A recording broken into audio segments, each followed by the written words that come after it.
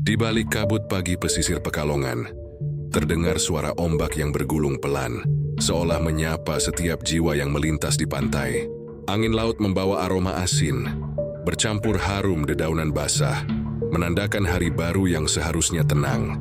Namun, bagi mereka yang mengenal Khotijah Group, hari itu bukan sekadar awal biasa. Di gedung megah yang berdiri kokoh di pinggir laut, sesuatu yang tak terlihat oleh mata manusia telah bergerak. Bisikan-bisikan halus terdengar dari dinding-dindingnya. Suara-suara yang memanggil nama-nama yang belum lahir ke dunia gaib. Dan di tengah semua itu, seorang pemuda bernama Rian akan segera menyadari bahwa dunia yang ia kenal hanyalah permukaan, sementara kedalaman yang menakutkan menunggu di bawah, di laut yang tak pernah tidur. Hari itu, perjalanan Rian menuju divisi lautan dalam mengikat dirinya pada kontrak gaib yang akan mengubah hidupnya selamanya. Baru saja dimulai, angin laut utara berhembus lembut malam itu, membawa aroma asin yang menggigit hidung dan samar wangi bunga kenanga yang entah dari mana asalnya. Ombak berdebur pelan di tepian pantai Pekalongan, seperti sedang berbisik di telinga malam.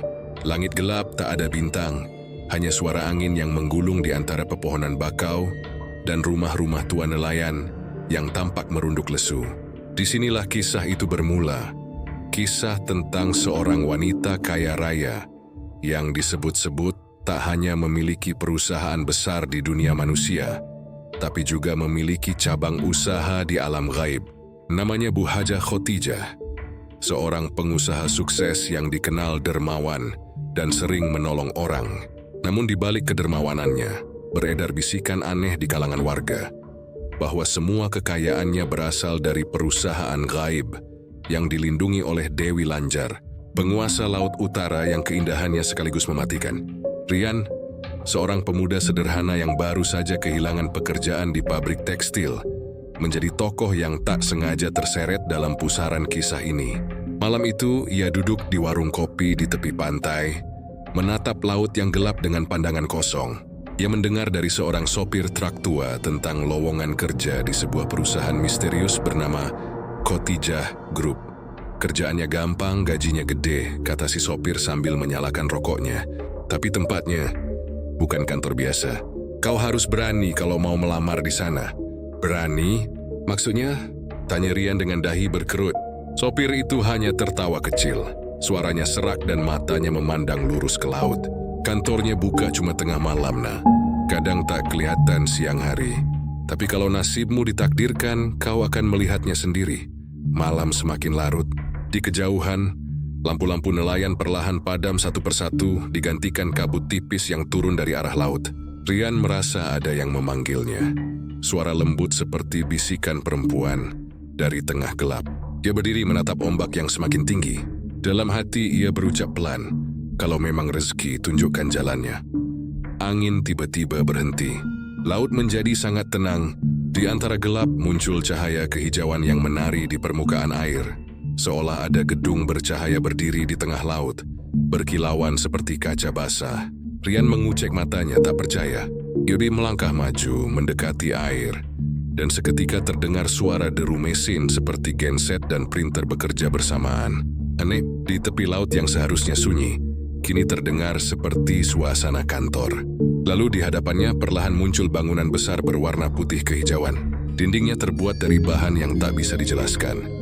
Bukan semen, bukan logam, melainkan seperti kristal yang hidup dan berdenyut. Di puncak gedung terpasang logo KH Group dengan cahaya berkilat lembut. Rian berdiri terpaku antara kagum dan takut. Dari arah dalam gedung, seseorang keluar. Seorang perempuan muda berpakaian rapi dengan jilbab hitam dan wajah yang pucat seperti bulan.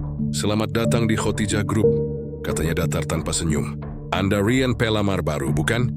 Rian mengangguk tanpa suara. Silakan masuk. Bu Hajah sudah menunggu. Langkahnya terasa berat saat melintasi pintu kaca besar itu. Begitu melewatinya, dunia di sekitarnya berubah drastis. Udara yang tadi asin berubah menjadi harum melati. Dinding-dinding gedung berkilau seolah terbuat dari air laut yang membeku. Sementara lantainya memantulkan cahaya seperti cermin. Suara mesin dan printer bergema di setiap sudut ruangan. Tapi anehnya, tak ada seorang pun yang benar-benar bergerak. Para karyawan duduk di meja masing-masing dengan wajah datar, mengetik tanpa ekspresi, seolah-olah tubuh mereka dikendalikan oleh sesuatu. Rian melangkah mengikuti sang sekretaris. Di setiap koridor, ia melihat simbol-simbol aneh di dinding. Lukisan ombak, sisik ikan, dan mata wanita yang menatap tajam. Beberapa kali ia mendengar bisikan samar di telinganya. Menyebut namanya berulang kali. Rian, Rian. Setelah berjalan cukup jauh, mereka tiba di sebuah ruangan besar dengan lampu gantung kristal berkilau kehijauan. Di tengah ruangan itu duduklah seorang wanita parubaya, mengenakan gamis putih dan jilbab hijau muda. Tatapannya tenang tapi tajam, kulitnya halus seperti porselen, dan di tangannya berkilat cincin bermata biru laut. "Selamat datang, Rian," ucapnya lembut. "Saya Bu Hajah Khotijah." Rian menunduk sopan, namun begitu menatap wajah wanita itu, dadanya mendadak terasa sesak. Mata Bu Hajah seperti menyimpan pusaran laut dalam, berputar dalam dan menelan pandangan siapapun yang menatap terlalu lama.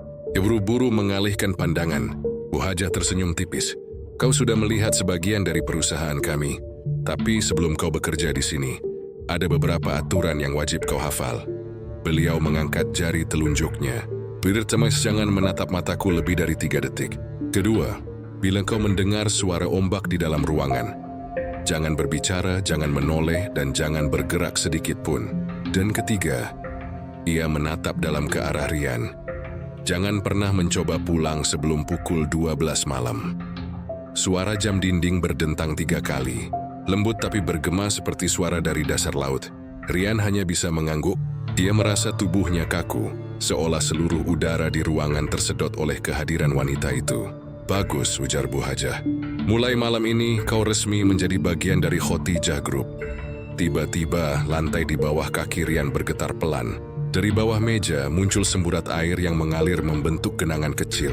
Air itu bukan air biasa, berwarna kehijauan dan berkilau seperti cahaya bulan di atas ombak. Rian mundur setapak, tapi Bu Hajah tersenyum. "Tenang saja," katanya. "Itu hanya tanda selamat datang dari beliau." "Beliau? Siapa?" tanya Rian dengan suara gemetar. Bu Hajah menatap laut yang tampak samar dari balik jendela kaca besar di belakangnya. "Beliau yang memberiku segalanya. Dewi Lanjar." Saat nama itu diucapkan, angin laut berhembus masuk ke ruangan, meniup lembaran-lembaran kertas di meja, dan menebarkan aroma kenanga yang semakin kuat. Dari jendela, Rian melihat sekilas sosok perempuan berselendang hijau menari di atas ombak. Rambutnya melambai panjang, wajahnya begitu cantik sekaligus mengerikan. Ombak besar menghantam pantai, dan suara printer di kantor tiba-tiba berhenti serentak. "Hening." Dalam keheningan itu, Bu Hajah berkata pelan namun jelas, "Mulai malam ini, kau tak hanya bekerja di dunia manusia, Rian, tapi juga di dunia yang tak terlihat." Om Santih Santih Santih Om. Malam kedua Rian bekerja di perusahaan itu dimulai dengan keanehan. Saat ia datang ke lokasi yang sama di pesisir pantai, gedung megah Khotijah Group tidak terlihat. Hanya ada kabut tebal dan suara deburan ombak yang seolah menggoda. Ia berdiri lama menunggu hingga jarum jam menunjuk pukul 11.58 malam. Saat itu kabut di depannya mulai berputar seperti pusaran air. Cahaya kehijauan muncul perlahan, dan dalam sekejap bangunan besar yang semalam ia masuki berdiri kembali di hadapannya. Pintu kaca terbuka sendiri, mengeluarkan suara berderit pelan. Rian melangkah masuk, disambut kembali oleh udara lembab dan aroma melati yang samar bercampur bau laut. Para karyawan sudah duduk di meja masing-masing, mengetik tanpa ekspresi, seolah mereka tidak pernah pulang sejak malam sebelumnya. "Selamat datang kembali, Pak Rian," sapa suara dingin dari arah belakang. Sekretaris berpakaian hitam kemarin berdiri tegak tanpa senyum. "Bu Hajah menunggu Anda di ruang briefing." Rian mengangguk pelan. Dia mulai terbiasa dengan suasana aneh di kantor itu, tapi tetap ada perasaan berat di dadanya. Di ruang briefing, lampu-lampu berwarna kehijauan berpendar lembut, menerangi meja panjang dengan banyak kursi kosong. Di dinding tergantung foto besar Bu Hajah Khotijah, dalam pose yang sama seperti semalam. Namun kali ini matanya tampak sedikit berbeda, seolah menatap ke arah Rian dimanapun ia duduk. Bu Hajah masuk perlahan, membawa map tebal berisi lembaran kertas yang tampak basah. Di belakangnya, seorang pria tinggi berjas abu-abu mengikuti. tanpa ekspresi dan dengan mata yang terlalu pucat untuk disebut manusia biasa. "Rian," ucap Bu Hajah lembut namun tegas. "Malam ini kau akan saya tempatkan di bagian administrasi utama. Kau hanya mencatat nama-nama klien dan nominal mereka. Tapi ingat, jangan pernah menanyakan apa yang mereka beli." Rian mengangguk, walau rasa ingin tahunya menggerogoti. Setelah briefing, ia menuju ruang administrasi. Di sana ia menemukan banyak buku catatan tebal dengan tinta berwarna merah kehitaman. Nama-nama di dalamnya aneh.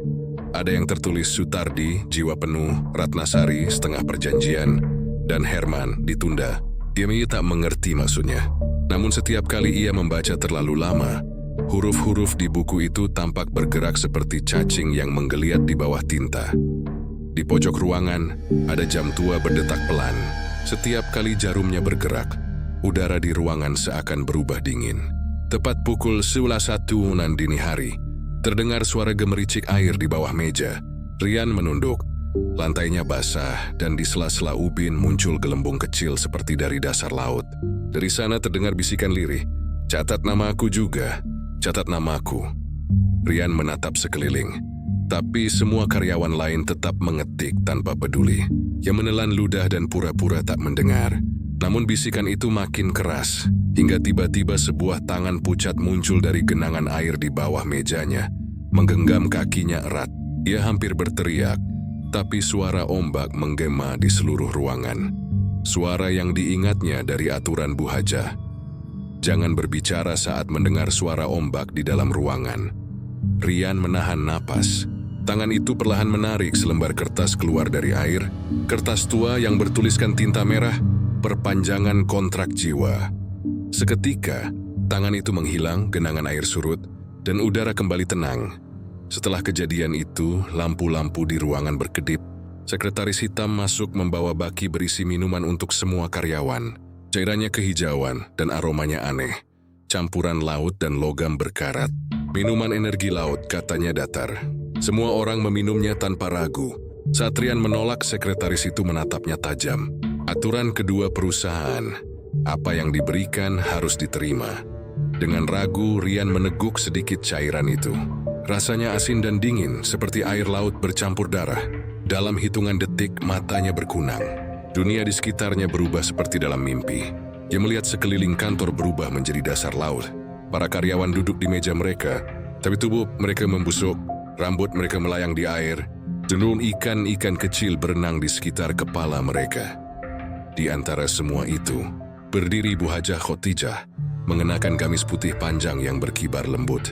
Di belakangnya tampak bayangan besar sosok wanita berselendang hijau, dengan mata menyala lembut, Dewi Lanjar. Rian menjerit dalam hati, tapi tubuhnya tak bisa bergerak. Sosok Dewi Lanjar menatapnya dengan senyum menawan, namun penuh ancaman. "Selamat datang di perusahaan kami, Rian," bisiknya lembut. "Kau sekarang bagian dari laut ini." Sekejap kemudian, Rian tersadar kembali di ruang administrasi yang tampak normal. Buku catatan di mejanya basah, dan di pojok halaman tertulis dengan tinta merah yang belum sempat kering. "Rian, kontrak awal diterima." Pagi menjelang dengan udara berat dan lembab. Rian terbangun di kamarnya dengan kepala berdenyut. Ia mengira semalam hanya mimpi. Tentang kantor, suara ombak, dan sosok wanita berselendang hijau. Tapi ketika ia menatap meja kerjanya di rumah, jantungnya berhenti sejenak. Di atas meja terdapat pasir basah, sisik ikan yang masih segar, dan selembar kertas yang ia kenali. Lembar kerja dari Khotijah Group, bertuliskan tanda tangannya sendiri. Ia menggosok matanya berkali-kali. Tidak mungkin benda-benda itu terbawa dari laut. Ia berusaha membersihkannya, tapi setiap kali ia sapu, pasir itu kembali muncul, seperti tak mau hilang. Ia merasakan perasaan aneh, antara takut dan penasaran. Karena di balik semua kengerian semalam, ada dorongan kuat dalam dirinya untuk kembali ke sana. Seolah sesuatu dari laut telah memanggil namanya. Malam berikutnya, meskipun niatnya sempat goyah, Rian tetap pergi ke lokasi kantor gaib itu. Kabut menyelimuti jalan pesisir, dan seperti biasa, gedung Khotijah Group muncul perlahan di tengah kabut laut, bercahaya lembut kehijauan. Ia masuki dengan langkah berat, Sekretaris berpakaian hitam sudah menunggunya di lobi. Wajahnya pucat seperti lilin. "Anda datang tepat waktu," katanya tanpa ekspresi. "Saya ingin melihat hasil kerja Anda." Rian mengikuti ke ruang utama. Bu Hajah Khotijah duduk di kursinya yang tinggi. Tersenyum tipis sambil menatap berkas di tangannya. "Bagus Rian, tulisannya rapi. Tapi saya lihat ada noda air di setiap lembar catatanmu," ujarnya pelan.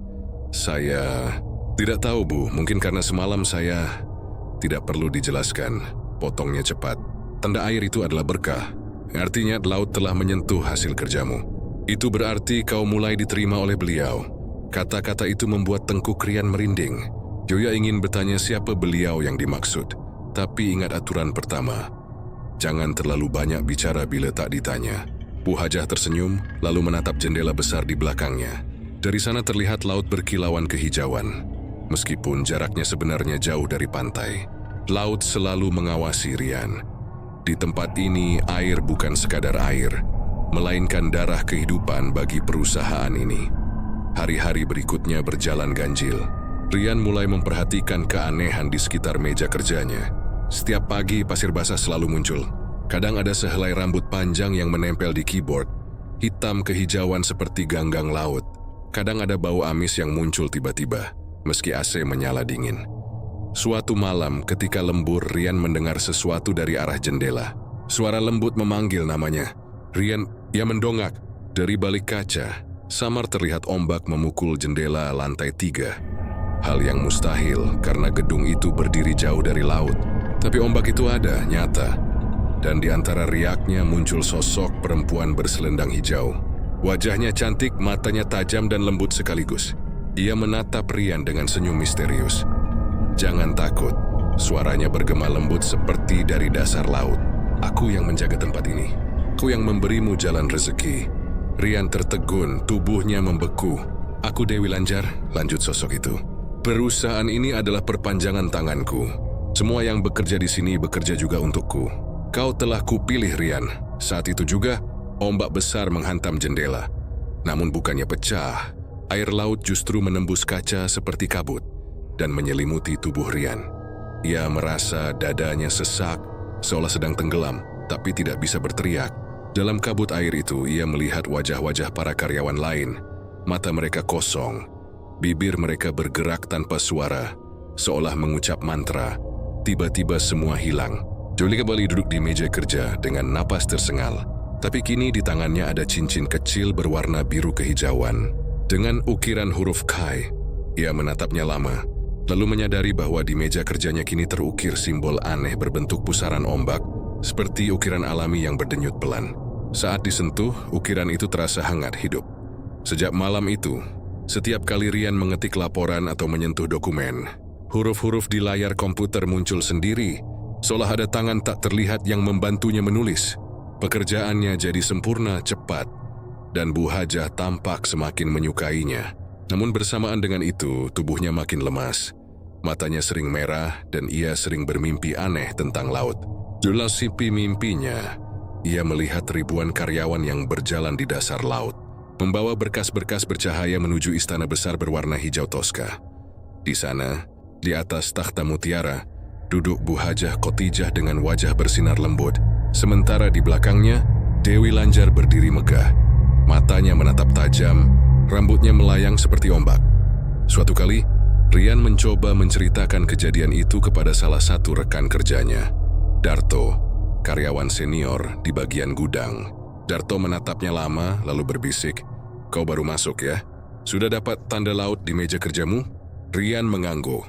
Darto menarik napas panjang. "Itu artinya kau dipilih. Kau mungkin akan selamat.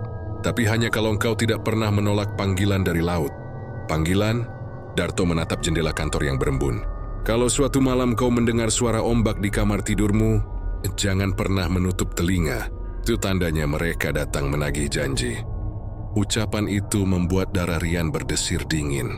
Malam berikutnya, saat ia pulang dan mencoba tidur, suara ombak memang terdengar di dalam kamarnya. Pelan, ritmis seperti berdebur di bawah ranjangnya. Dan di meja, pasir kembali muncul. Bersama secarik kertas bertinta merah bertuliskan, "Rapat malam Jumat Kliwon. Kehadiran wajib.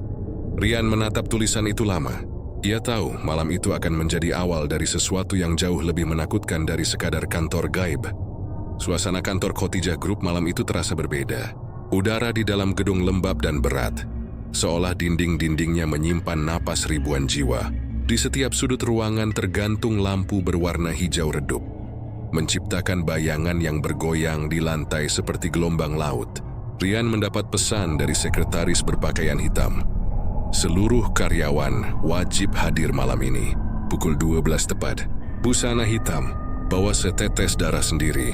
Pesan itu pendek tapi membuat tengkuknya dingin. Rian mencoba menolak. Namun begitu jarum jam mendekati tengah malam, suara ombak terdengar lagi. Bukan dari luar, melainkan dari dalam rumahnya. Air laut mengalir dari bawah pintu kamar, membentuk jalan kecil menuju arah pantai. Tanpa sadar, kakinya melangkah mengikuti suara itu. Begitu tiba di lokasi, gedung Khotijah Group berdiri lebih megah dari biasanya, seperti istana bercahaya hijau toska di tengah kabut. Di depan pintu masuk, ratusan karyawan berpakaian hitam telah berbaris rapi. Wajah mereka datar, mata mereka kosong seperti boneka. Tak ada suara, hanya desiran ombak yang samar di telinga. Sekretaris itu muncul dari balik pintu kaca, membawa nampan berisi paku kecil dan mangkuk kristal. Setetes darah tanda kesetiaan, katanya datar. Satu persatu karyawan menusuk ujung jarinya dan meneteskan darah ke dalam mangkuk itu. Saat giliran Rian tiba, ia ragu. Tapi begitu jarinya berdarah, mangkuk itu bergetar sendiri. Dan darah yang terkumpul berwarna bukan merah, melainkan biru kehijauan seperti air laut. Setelah semua selesai, Bu Hajah Khotijah muncul. Dia mengenakan gamis putih panjang, dengan selendang hijau yang berkilau seperti sisik ikan. Wajahnya lembut tapi matanya berkilat tajam. Malam ini, ujarnya, kita akan menghitung hasil kerja dan hasil perjanjian. Ia mengangkat mangkuk berisi darah itu tinggi-tinggi dan udara di ruangan langsung berubah dingin. Lampu-lampu bergetar, meja-meja berderak, dan dari lantai terdengar bunyi gemericik air yang makin keras. Laut menuntut bagiannya, ucap Bu Hajah pelan. Lalu dari bawah meja-meja, muncul tangan-tangan basah berlumur lumpur laut, merayap pelan seperti mencari sesuatu. Rian mematung, ngeri melihat tangan-tangan itu mengambil amplop dari bawah kursi para karyawan. Di dalam amplop tertera nama-nama, dan salah satunya adalah nama Rian. Ia ingin berteriak tapi tubuhnya kaku. Ombak besar terdengar menghantam gedung dari arah luar. Pintu rapat tertutup sendiri. Lampu padam, hanya cahaya kehijauan dari mangkuk darah itu yang menerangi ruangan. Bu Hajah menutup matanya, berbisik lirih dalam bahasa yang tak dimengerti siapapun. Suaranya berubah berat, bergulung seperti suara ombak. Tiba-tiba mangkuk itu retak, dan dari dalamnya keluar uap air asin bercahaya. Uap itu menari-nari di udara, membentuk wajah perempuan cantik berselendang hijau, Dewi Lanjar. Semua karyawan langsung menunduk. Yang tidak loyal akan kembali menjadi milik laut. Suara Dewi Lanjar menggema dari dalam uap itu. Seketika, beberapa karyawan menjerit tanpa suara. Tubuh mereka terangkat ke udara, lalu jatuh ke lantai dengan mata kosong. Dari mulut mereka keluar air laut yang mengalir seperti sungai kecil. Rian hanya bisa terpaku. Dia merasa jantungnya berhenti berdetak. Bu Hajah berjalan pelan di antara tubuh-tubuh yang tergeletak. Audit tahunan bukan sekadar hitungan angka, katanya lembut. Ini adalah hitungan nyawa. Ia berhenti di depan Rian, menatapnya dalam. Kau memiliki sesuatu yang lain, Rian. Cahaya laut dalam tubuhmu. Dewi Lanjar sudah menandaimu sejak malam pertama kau datang. Rian gemetar. Ia ingin bertanya apa maksudnya, tapi lidahnya kaku. Bu Hajah tersenyum samar, lalu menepuk pundaknya. Jangan takut. Selama kau setia, laut akan melindungimu. Setelah ritual itu selesai, uap laut perlahan menghilang. Tubuh-tubuh yang tadi tergeletak kini lenyap. Hanya tersisa genangan air asin di lantai. Tak ada yang berbicara, tak ada yang menangis. Semua kembali ke meja masing-masing, melanjutkan pekerjaan seperti biasa. Saat Rian hendak pulang, sekretaris menghampirinya. Selamat, katanya pelan. Nama Anda tercatat di buku utama. Artinya Anda bukan lagi karyawan biasa. Anda bagian dari sistem inti perusahaan ini. Rian menatapnya dengan mata membesar. Sistem inti? Sekretaris itu hanya tersenyum samar. tempat di mana manusia dan laut bekerja bersama. Tapi tidak semua bisa keluar lagi setelah masuk. Ryan berjalan pulang dalam diam, melewati pantai yang kini diselimuti kabut tebal. Di balik suara ombak, ia mendengar sesuatu seperti bisikan lembut memanggil namanya dari laut. "Ryan, terima kasih telah menyetorkan darahmu malam ini." Ia menoleh cepat, tapi tak ada siapa-siapa. Hanya jejak air laut yang menetes dari telapak kakinya, meninggalkan bekas di pasir. Surya Teguh sadar bahwa di balik punggungnya, dari kejauhan sepasang mata hijau terang sedang mengawasinya dari permukaan air yang tenang. Pagi setelah ritual audit hitam, Ryan datang ke kantor lebih awal dari biasanya. Yui mencoba meyakinkan dirinya bahwa apa yang terjadi semalam hanyalah mimpi buruk. Tapi begitu melewati gerbang Khotijah Group, hawa dingin yang menusuk tulang kembali terasa.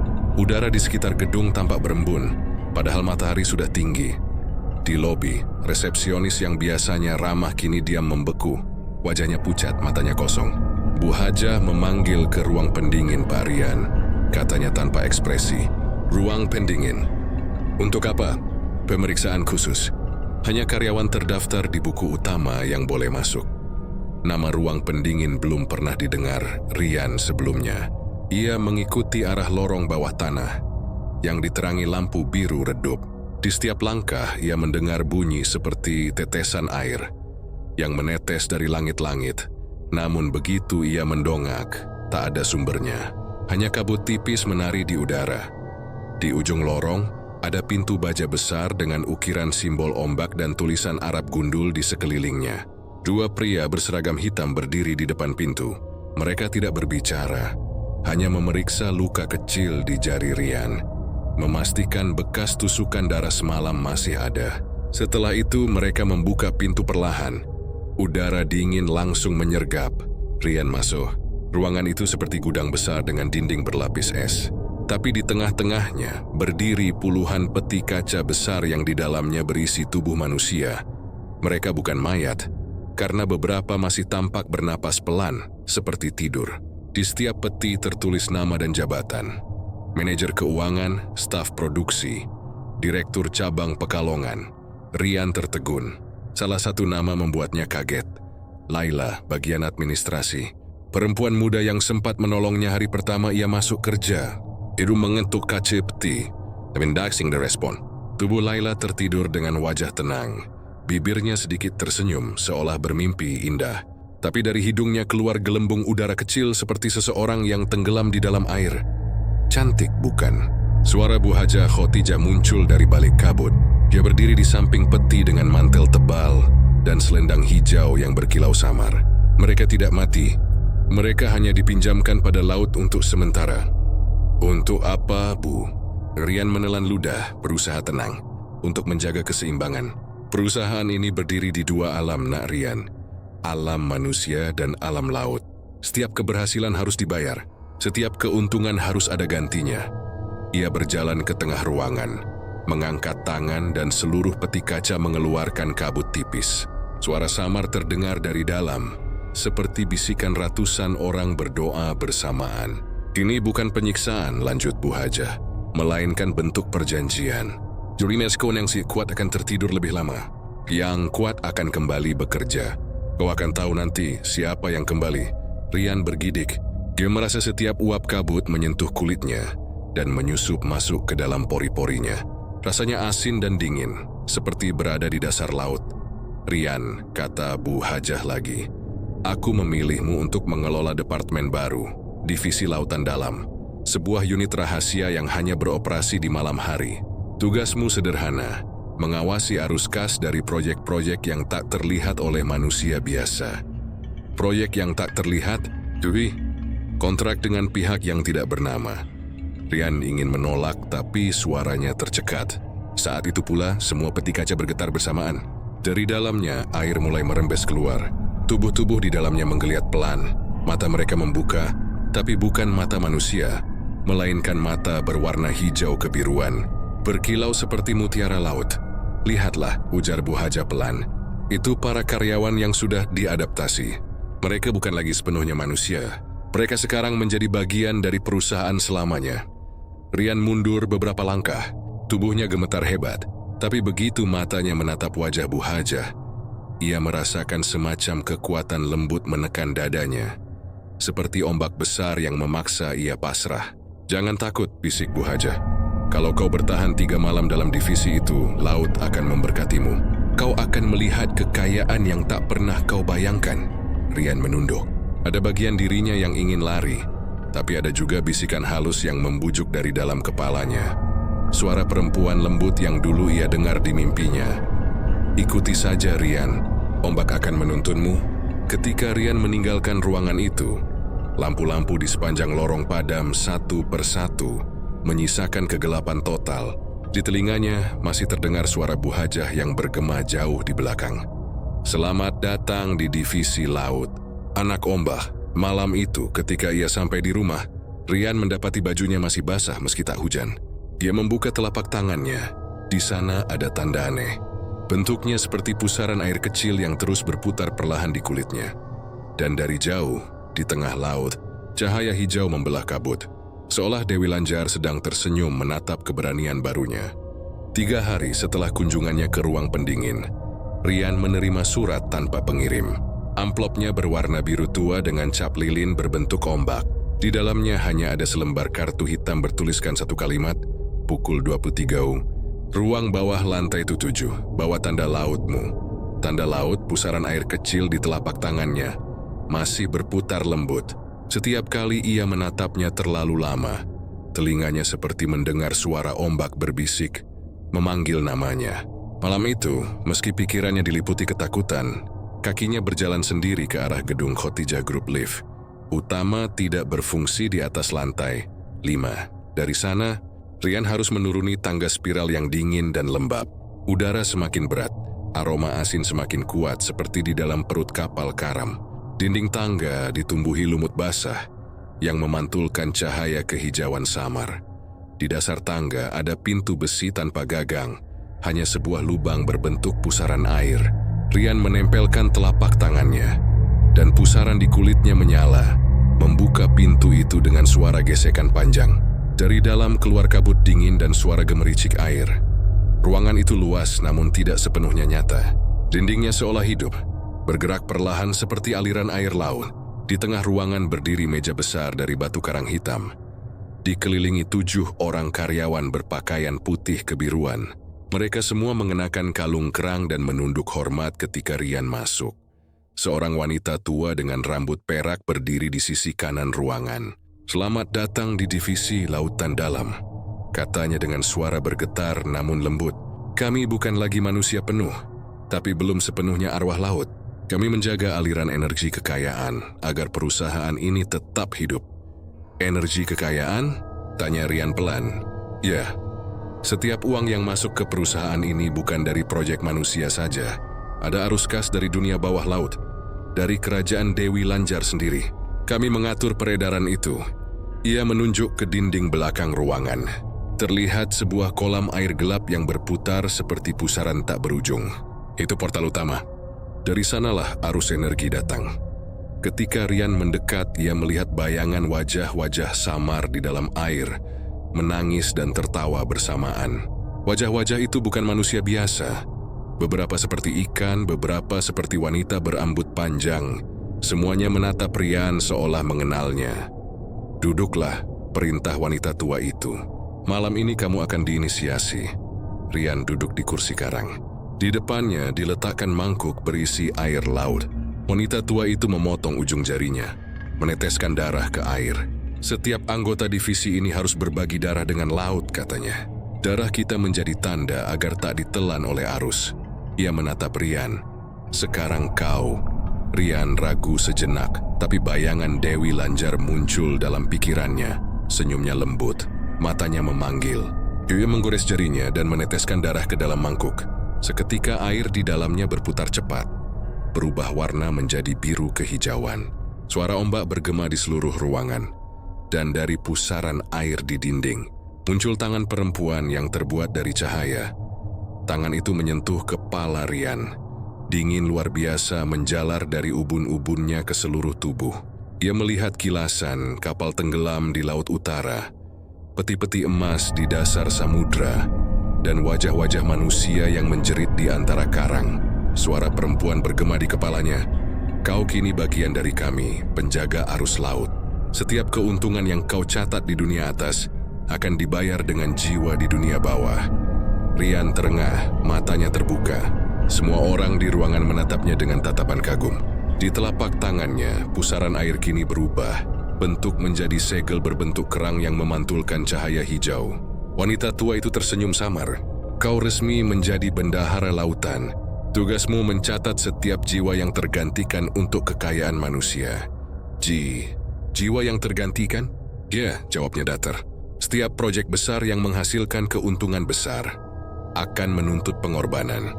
Jiwa itu bisa datang dari siapa saja, karyawan, mitra, bahkan keluarga mereka. Semua demi keseimbangan. Rian ingin protes, tapi tubuhnya tak bisa bergerak. Suara ombak di kepalanya semakin keras, dan bayangan Dewi Lanjar kembali muncul di hadapannya. Kali ini sangat jelas. Rambutnya terurai panjang, matanya seperti mutiara hijau laut. Kau takut pada kehilangan, tapi kekayaan sejati hanya datang pada yang rela menyerahkan bagian jiwanya. Rian. Seketika seluruh ruangan bergetar. Pusaran air di dinding membesar, menelan meja dan para anggota divisi satu persatu. Mereka tidak menjerit. Mereka tersenyum saat tubuh mereka larut dalam arus air yang berkilau. Rian mencoba menahan diri, tapi tangannya terhisap oleh arus yang sama. Dia berusaha melawan, namun suara Dewi Lanjar terdengar lembut di telinganya. Tenanglah, ini hanya penyelaman pertamamu. Dalam sekejap, dunia sekelilingnya berubah menjadi dasar laut yang sunyi. Dia melihat bangunan besar dari karang hitam. Mirip kantor Khotijah Group, tapi seluruhnya berada di bawah air.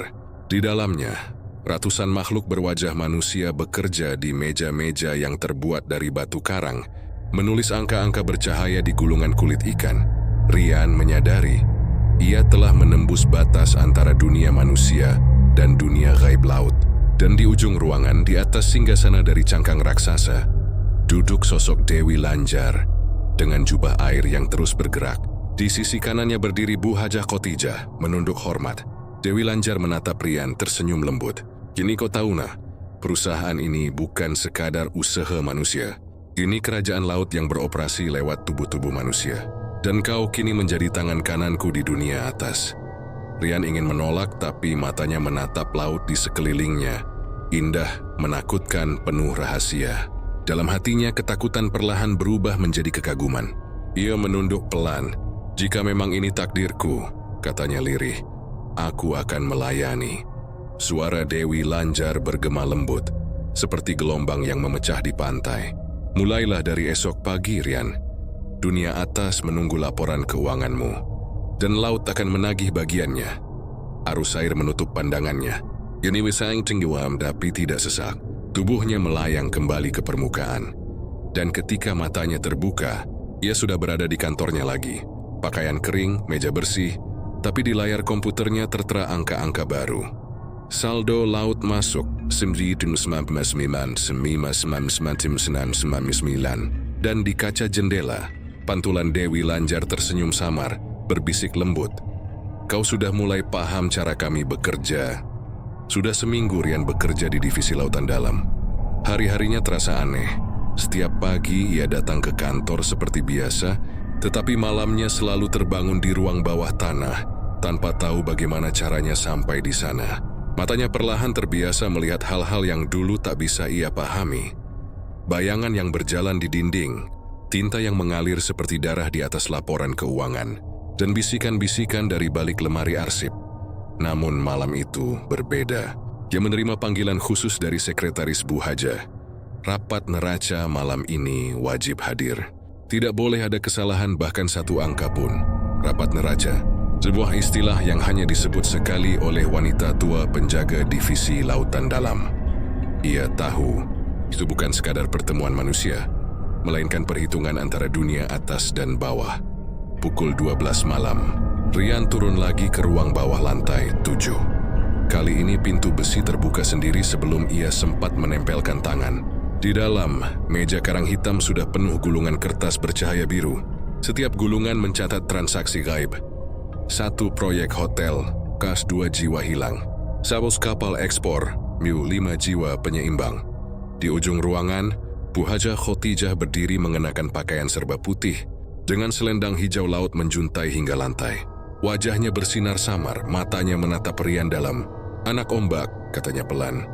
"Malam ini kau akan tahu mengapa setiap angka di perusahaan ini bernyawa."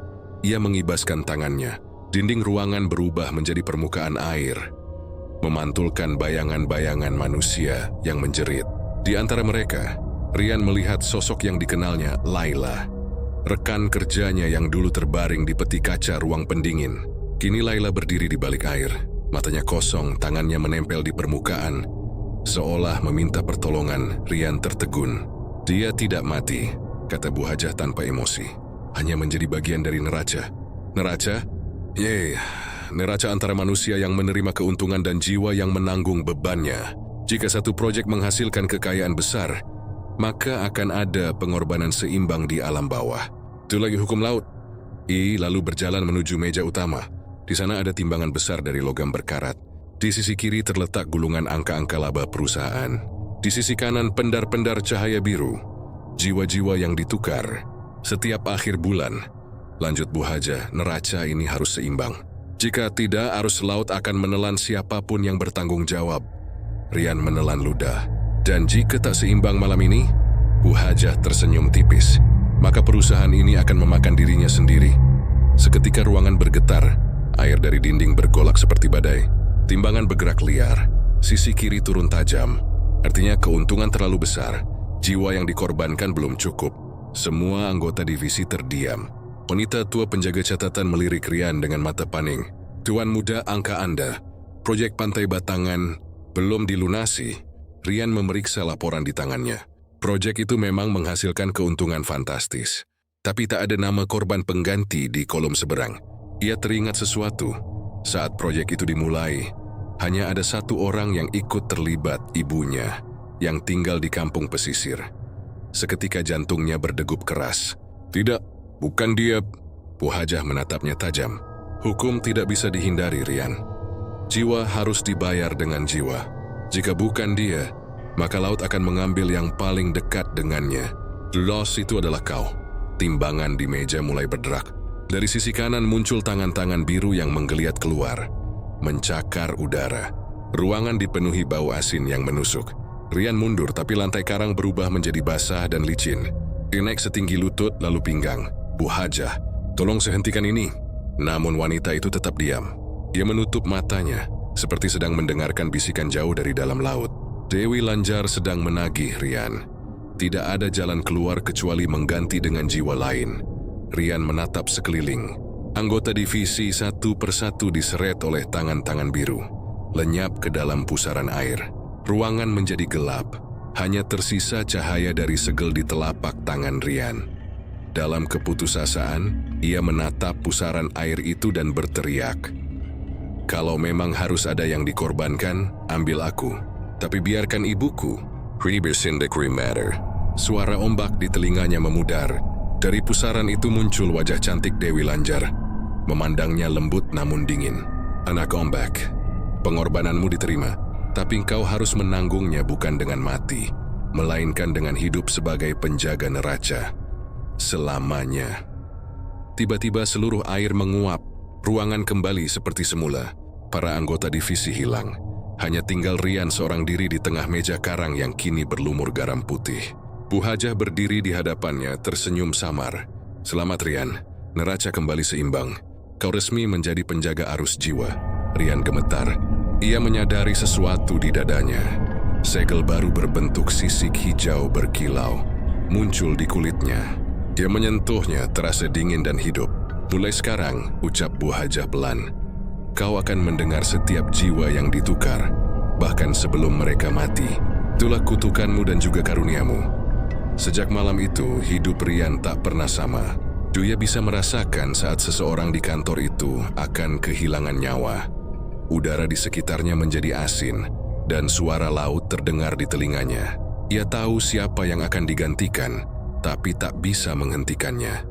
Ia pernah mencoba melaporkan semuanya pada polisi, namun setiap kali ia membuka mulut, tenggorokannya terasa penuh air asin dan darah. Akhirnya ia hanya bisa diam, menjadi saksi bagi neraca yang terus menuntut keseimbangan. Dan di setiap malam sunyi, dari jendela kantornya di lantai atas, ia melihat bayangan Dewi Lanjar berdiri di tengah laut, menatapnya dengan senyum samar. Senyum yang bukan ancaman, melainkan pengingat bahwa setiap keberuntungan selalu disertai kutukan yang tak bisa ditolak. Sejak malam neraca jiwa, Rian tak pernah benar-benar tidur. Setiap kali matanya terpejam, ia mendengar suara laut bergemuruh di dalam pikirannya, kadang terdengar seperti panggilan lembut seorang ibu, kadang seperti teriakan ratusan jiwa yang tenggelam. Ia hidup di antara dua dunia, setengah manusia, setengah sesuatu yang tak lagi ia pahami. Di kantor, para karyawan bekerja seperti biasa, namun Rian bisa melihat sesuatu yang tak bisa dilihat orang lain. Ada bayangan lembab di bawah meja mereka, seperti genangan air laut, dan setiap kali seseorang menandatangani kontrak besar, bayangan itu makin melebar. Ia tahu, satu jiwa lagi sedang ditimbang oleh laut. Suatu sore, Bu Hajah Khotijah memanggilnya ke ruangan pribadi di lantai paling atas. Ruangan itu sangat berbeda dari biasanya. Aroma dupa laut memenuhi udara, dan di tengahnya berdiri baskom besar, berisi air kehijauan yang memantulkan cahaya samar. "Sudah saatnya," kata Bu Hajah perlahan, "kau melanjutkan tugasku. Dewi Lanjar sudah memilihmu sebagai penerus." Rian menatapnya lekat. "Penerus? Maksud ibu menjadi perantara manusia dan laut." "Bukan sekadar perantara," sahut Bu Hajah. "Kau akan menjadi gerbang baru, tempat arus kekayaan dan jiwa saling bertukar." Sudah terlalu lama. Laut memintaku kembali. Suara ombak tiba-tiba terdengar dari dalam baskom. Permukaannya bergolak. Dari dalam air itu muncul wajah Dewi Lanjar, indah tapi penuh duka. "Khotijah, waktumu sudah selesai. Laut memanggilmu pulang." Bu Hajah menunduk. "Saya siap, Dewi." Tubuhnya perlahan diselimuti kabut air, lalu lenyap tanpa jejak meninggalkan sorban hijaunya yang jatuh ke lantai. Air dalam baskom berubah merah, seperti darah yang larut dalam garam. Rian terpaku. Ia menatap air itu, dan tiba-tiba merasakan tarikan kuat di dadanya. "Sekarang kau, Rian," suara Dewi Lanjar bergema lembut. "Arus membutuhkan penjaga baru, neraca baru. Kau akan menjadi tangan laut yang bekerja di dunia manusia." "Tidak," seru Rian. "Aku tak mau lagi. Aku tak mau menjadi alat untuk mengambil nyawa manusia." Laut bergetar. Ombak seolah datang dari segala arah. Meski mereka berada di lantai atas gedung, dinding kaca retak, air mulai mengalir dari celah-celah lantai. "Kau berutang kepada laut," bentak suara Dewi Lanjar. Kini bukan lagi lembut melainkan menggelegar seperti badai.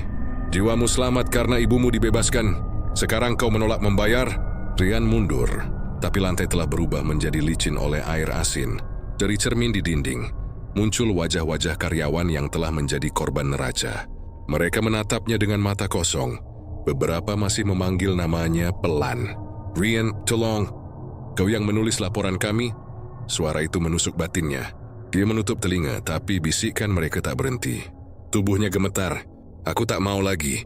Kalau memang aku harus melawan, biar aku melawan dengan cara manusia." Dia berlari keluar dari ruangan, menuruni tangga. Sementara air terus mengejarnya seperti banjir yang hidup. Lampu-lampu padam satu persatu, menyisakan kilatan hijau dari setiap tetesan air. Gedung Khotijah Group bergetar, dan dari luar terdengar suara terompet panjang, seperti seruan dari dasar laut. Di lobi bawah, Rian melihat sesuatu yang membuat darahnya membeku. Semua karyawan berdiri menghadap pintu keluar. Wajah mereka pucat, mata kosong. Tubuh mereka bergetar pelan seperti boneka tanpa nyawa. Dari mulut mereka keluar suara serempak. "Laut menagih, laut menagih, laut menagih." Ombak besar tiba-tiba menerjang pintu kaca, menghancurkannya. Air laut masuk ke gedung, tapi bukan air biasa. Gelap, kental, dan di dalamnya tampak makhluk-makhluk aneh bergerak. Tubuh-tubuh tanpa wajah, tangan-tangan panjang. Mata berwarna hijau mengintip dari pusaran air. Rian berlari ke ruang bawah tanah. Ia tahu hanya ada satu tempat yang bisa menahannya sementara. Divisi Lautan Dalam. Tapi saat tiba di sana, ruangan itu sudah tak seperti dulu. Semua meja karang hancur, dan di tengahnya berdiri pusaran air raksasa lebih besar dari sebelumnya. Di dasar pusaran, Rian melihat sosok Dewi Lanjar dalam wujud sejatinya. Bukan lagi wanita cantik, melainkan makhluk laut yang menakjubkan dan menakutkan.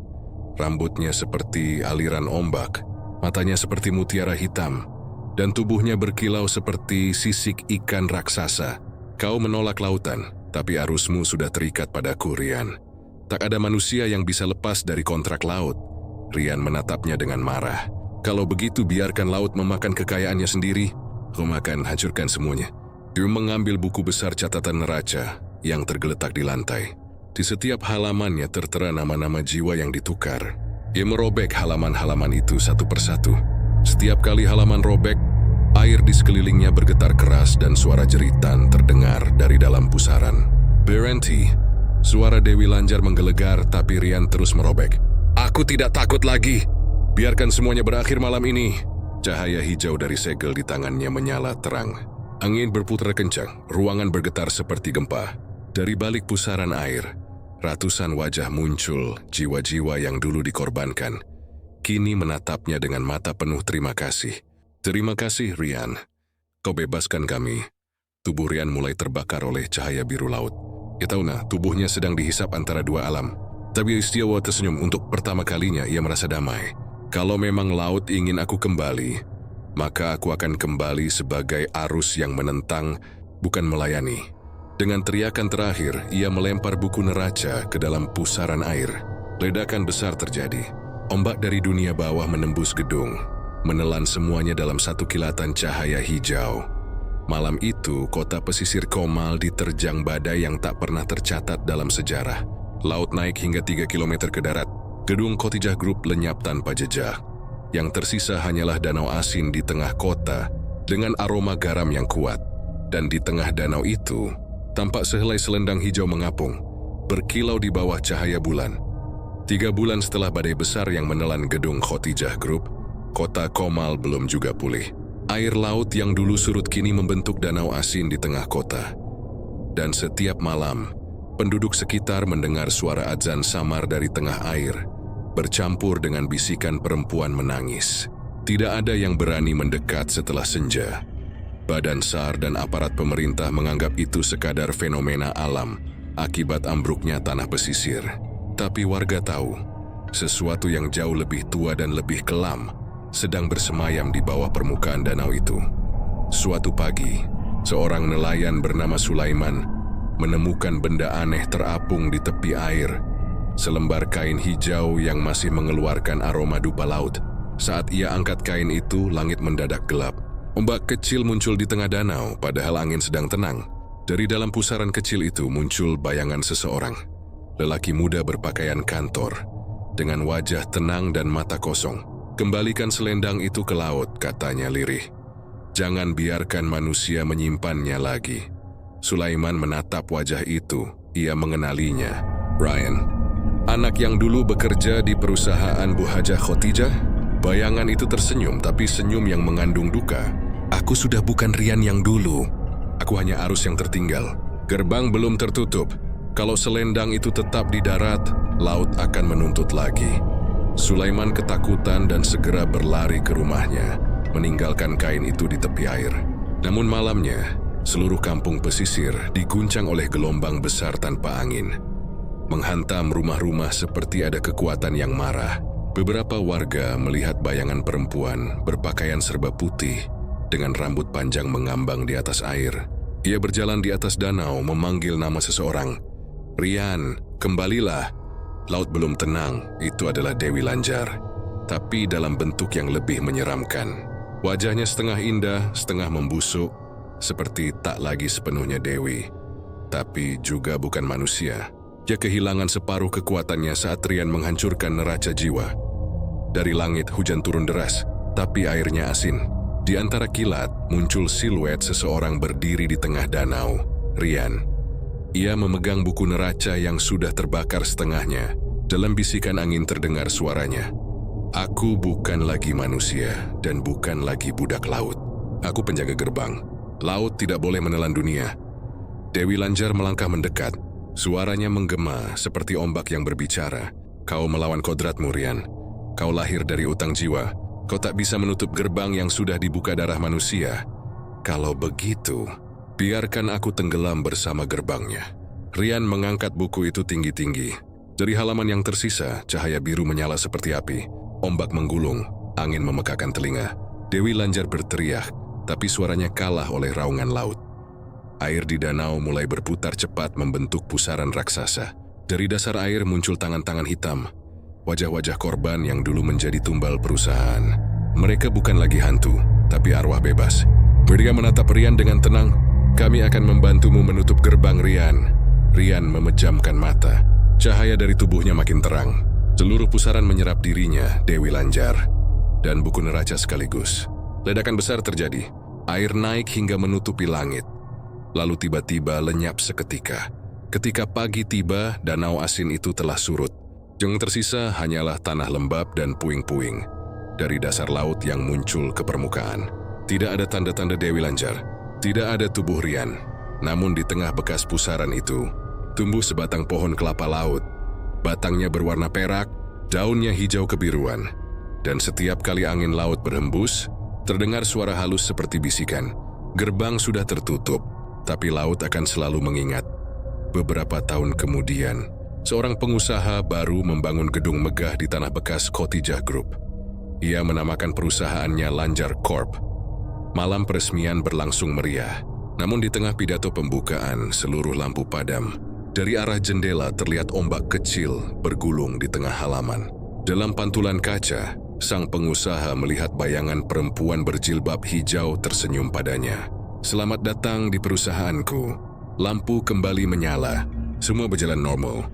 Tapi sejak hari itu, setiap kali kontrak besar ditandatangani, ada aroma garam laut samar di udara.